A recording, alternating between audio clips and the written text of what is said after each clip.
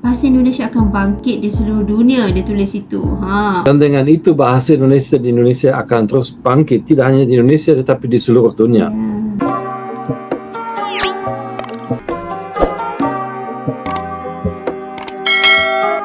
Hai, Assalamualaikum guys. Welcome back to my YouTube channel. Hi guys.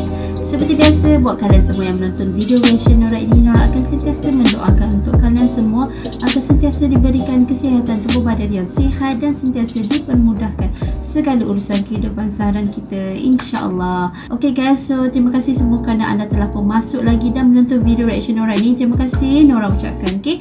Dan buat yang pertama kali menonton video reaction Nora ini, yang menonton Nora, okay, Nora ucapkan terima kasih kerana anda klik video ini dan jangan lupa untuk subscribe channel Nora ini guys untuk berikan Nora lagi semangat, okay, untuk Nora update konten-konten reaction just for you guys, okay.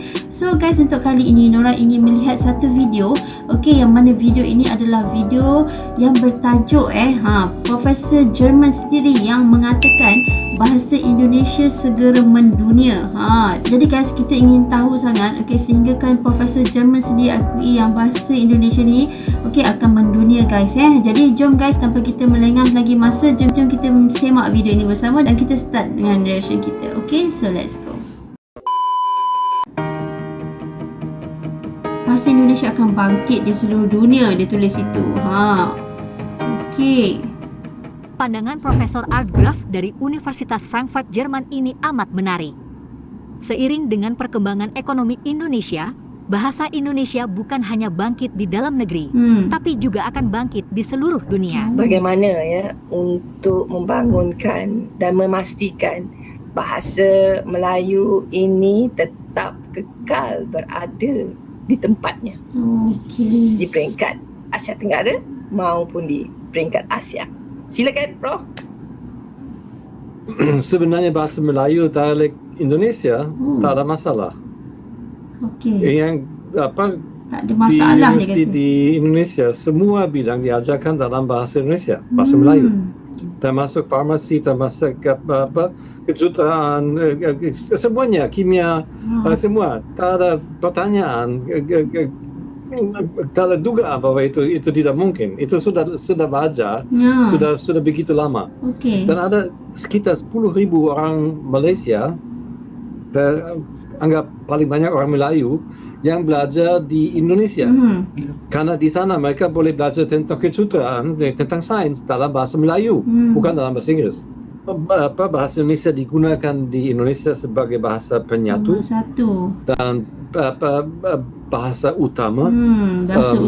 Maka kedudukan bahasa di Indonesia tidak diragukan. Indonesia mengatasi masalah politiknya. Indonesia sedang dalam fase memperbaiki, meningkatkan ekonominya. Itu kepentingan strategi Presiden yang sekarang ini, mungkin juga yang akan datang. Jadi dari segi itu Indonesia masuk dalam fase yang sangat membuat saya sangat positif, sangat optimis, karena dalam persepsi saya itu Indonesia tanpa masalah politik yang besar, tanpa perang saudara di Indonesia bagian timur, dengan fokus utama pada ekonomi, pembangunan ekonomi, Indonesia akan terus bangkit. Dan dengan itu bahasa Indonesia di Indonesia akan terus bangkit, tidak hanya di Indonesia tetapi di seluruh dunia. Indonesia adalah anggota daripada G20, jadi dari segi politik, dari segi ekonomi penting sekali. Budaya menarik. Budaya menarik. Di Malaysia situasi sedikit berbeza karena komposisi masyarakat sedikit berbeza. Itu sesuatu yang wajar, bahwa itu selalu akan ada pertanyaan, berapa besar sebaiknya peranan bahasa Inggris, berapa besar sebaiknya peranan bahasa Melayu. Mungkin tidak akan ada satu titik tertentu di mana ada equilibrium. Jadi mungkin kita akan melihat itu selalu akan berubah sedikit ke sana sini.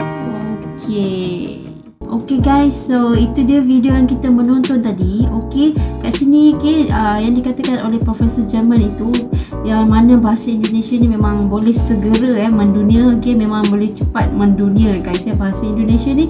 Okay, kalau kita tengok sendiri Profesor Jerman itu sendiri, okay, bertutur dalam bahasa Indonesia dengan mudah sekali. Okay, jadi memang tak dinafikan yang bahasa Indonesia ni memang mudah untuk mendunia guys dan kali ini bukan sahaja di Indonesia, bukan hanya di negeri Indonesia saja yang bertutur yang mengutamakan bahasa Indonesia, tetapi sekarang di seluruh negara terutama di negara-negara Eropah, di mana negara Australia, Korea semua tu banyak orang kata tu mewajibkan orang kata mata pelajaran bahasa Indonesia dalam sistem pendidikan mereka semua di sekolah-sekolah, di universitas, semuanya ada orang kata tu subjek ataupun mata pelajaran bahasa Indonesia yang perlu diambil.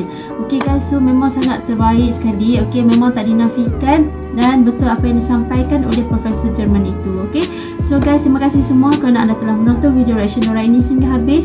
Menonton sampai sini saja video reactionnya, dan thank you semua yang menonton, dan jangan lupa seperti biasa untuk subscribe channel Nora ini guys, untuk berikan lagi Nora semangat. Okay, untuk Nora update content reaction semua. Okay, so jangan lupa untuk subscribe, like dan juga komen sekali di bawah ini. Okay guys, dan berjumpa kita di next video yang seterusnya. Stay tune semua. Assalamualaikum.